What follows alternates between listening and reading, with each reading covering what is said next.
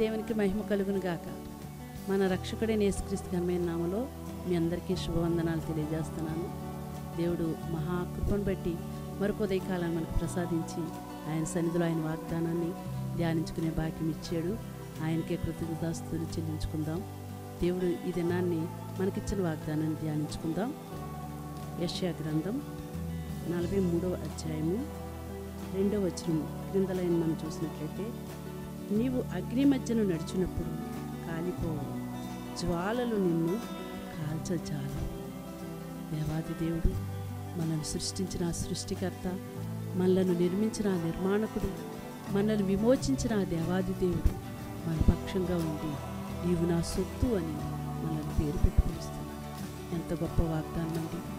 జలముల్లో పడి వెళ్ళినా అవి మనల్ని ఏమీ చేయవు, అగ్ని మధ్యన నడిచినా అవి మనల్ని కాల్చజాలు. ఎందుకంటే దేవాదేవుడు మనతో ఉన్నాడు కాబట్టి.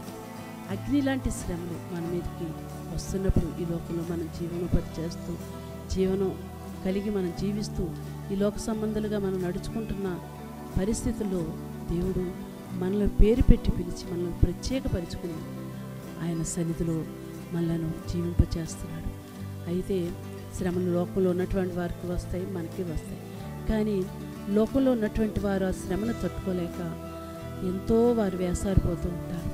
కానీ దేవుని యందు మనం నిరీక్షణ కలిగి ఉన్నాం కాబట్టి ఆయన రోషం కలిగిన దేవుడు, ఆయన పౌరుషం కలిగిన దేవుడు పొదలో మోషేకు ప్రత్యక్షమై మోషేను పిలిచి, ఇదిగో నీవు నా ప్రజలని ఇశ్రాయేలును నీవు విడిపించాలి, నేను నిన్ను ఏర్పాటు చేసుకున్నాను అని మాట్లాడాడు మోషేను దేవుడు వాడుకున్నాడు. ఈ దినాలలో దేవుని సన్నిధి మనకు తోడుగా ఉండి మనలను కూడా ఆయన వాడుకోవడానికి ఆయన సొత్తుగా మనల్ని పిలుచుకున్నాడు.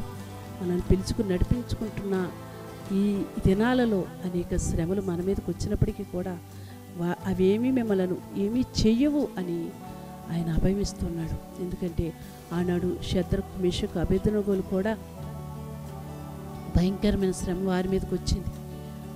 వారు అగ్నిలో ఆ రాజు పడవేసినప్పటికీ కూడా వారు అగ్నికి భయపడలేదండి. ఎంత మాత్రం ఆ అగ్నికి వారు ఆహుతి కాలేదు. ఎందుకంటే అగ్ని మధ్యలో దేవుడు ఉన్నాడు, వారికి తోడై ఉన్నాడు. అగ్ని వాళ్ళని మాత్రం కూడా కాల్చలేదు. ఆ జ్వాలలు ఆ షద్రకు, మేషకు, అబేద్నెగోల్ని ఏమాత్రం కూడా తాకలేదు. ఎందుకంటే దేవుడు వారికి తోడై ఉన్నాడు కాబట్టి వారు భయపడలేదు. దేవుడు మాతో ఉన్నాడు, ఈ భయంకరమైన ఈ శ్రమలు, ఈ అగ్ని మనల్ని ఏమీ కూడా కాల్చవు. ఎందుకంటే దేవుని కొరకు మనం యథార్థంగా బ్రతికితే, దేవుని కొరకే మనం జీవిస్తే, దేవుని కొరకే మనం మాట్లాడితే ఈ లోకం మనలను చాలా భయపెడుతుంది, బాధ పెడుతుంది, శ్రమ పెడుతుంది.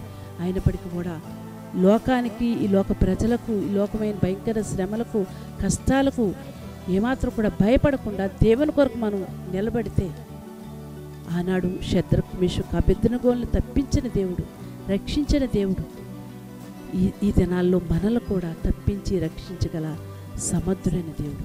అటువంటి దేవుడు మనం కలిగి ఉన్నాం కాబట్టి ఎందుకు మనం భయపడాలి? ఈ లోక శ్రమలకు అనేక రోగాలు మన మీదకి వస్తుంటాయి, అనేకమైన విపత్తులు మన మీదకి వస్తుంటాయి, రకరకాల సమస్యలు మన చుట్టుముట్టాడుతారు, కొన్ని నిందలు మన మీదకి వస్తుంటాయి, కొన్ని తట్టుకోలేని శ్రమలు మన మీదకి వస్తూ ఉంటాయి.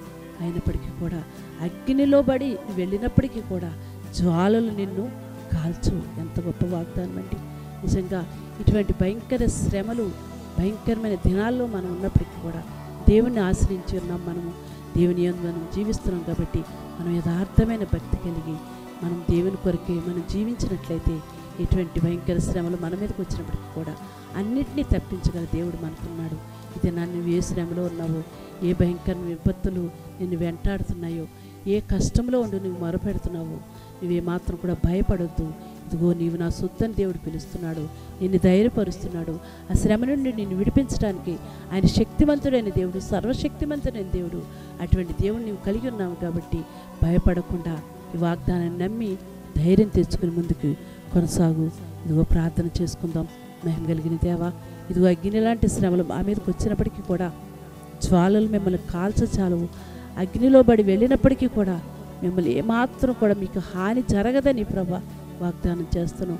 ఆనాడు శద్రకు మేషకు అబేద్నెగోలను అయ్యా కాపాడిన దేవుడు ఈనాడు ఇదిగో నాయన నీ ప్రియ బిడ్డలమైన మాకు కూడా ఎన్ని శ్రమలు వచ్చినా తప్పించి రక్షించగల దేవుడు కాబట్టి ధైర్యం తెచ్చుకుని మేము ఈ వాగ్దానం నమ్మి ముందుకు సాగుతుండగా మరింత బలముతో మమ్మల్ని వాడుకోమని యేసు నామములో ప్రార్థిస్తున్నాము తండ్రి.